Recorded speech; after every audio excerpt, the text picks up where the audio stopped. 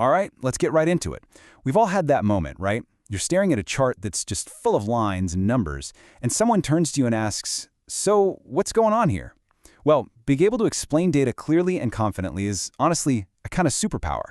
And today, we're going to show you exactly how to unlock it.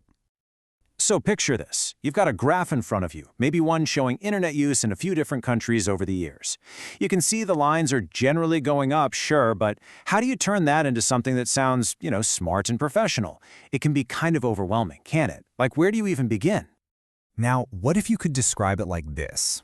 This right here is a perfect summary. It's clear, it's concise, and it sounds like it came from a real expert. But here's the secret. It's not some kind of mysterious art. It actually follows a very simple, repeatable formula. And in this explainer, we're going to pull back the curtain and break down this masterpiece, piece by piece, so you can do it too. See? I told you it wasn't magic. That amazing summary was built on a really solid, really simple foundation. I call it the 4-part blueprint. This is the secret structure that helps you turn a boring list of facts into an actual, compelling story. And here it is, just 4 simple steps. First up, the introduction. This is easy. You just say what the graph is showing. Then, the overview. This is the big picture, the 30,000-foot view. What's the main story? No numbers yet, just the general trends. And then, you zoom in with 2 body paragraphs, where you get into the details, using specific data and making some interesting comparisons. It's a super logical flow, from broad to specific. Okay, so you've got the skeleton, the blueprint. Now we need to put some meat on those bones. And that means using the right language. I mean, anyone can say it went up over and over again, but experts, they have a whole vocabulary of power words to bring the data to life. This is what's going to make you sound like a pro.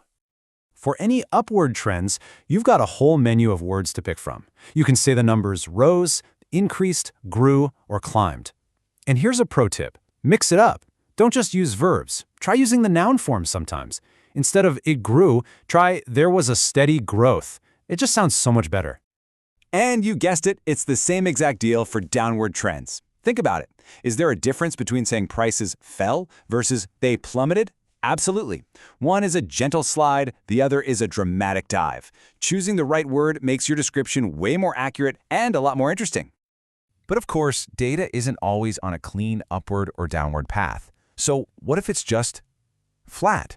Simple. You can say it remained stable or stayed constant. And what if the line is jumping all over the place like a heartbeat? Well, the perfect word for that is fluctuate. It captures that chaos perfectly. Okay, so we know the direction. It went up or it went down. But the next question is, how fast? Answering that question is the next layer of detail that really separates a basic summary from a truly expert one. It's all about describing the speed of the change. And this is where the real magic happens. Just look at the power of these adverbs. Did sales rise sharply or just gradually? Did profits fall dramatically or only marginally? These little words do so much heavy lifting. They completely change the story you're telling and give your audience that crucial context. So, we've got our structure, we've got our vocabulary. The final piece of the puzzle is the grammar that stitches it all together.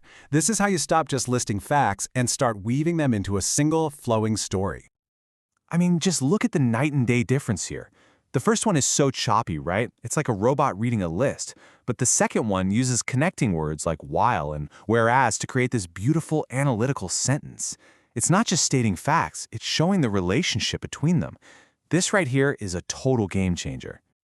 And the best part is, you don't need to be a grammar nerd to pull this off. Just start using a few of these high-impact tools. Words like while and whereas are fantastic for comparisons. Getting specific with prepositions, like saying something rose from 20% to 50%, adds that critical detail. And of course, simple comparisons like higher than or the lowest are your best friends.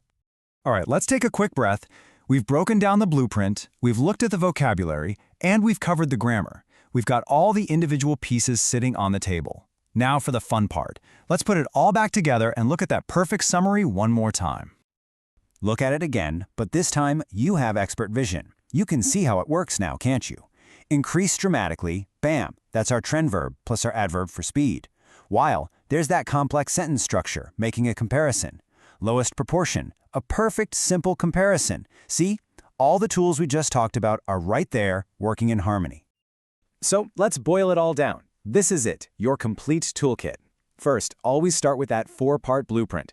Then, fill it with a rich variety of trend verbs. Next, sprinkle in those adverbs for extra detail and context.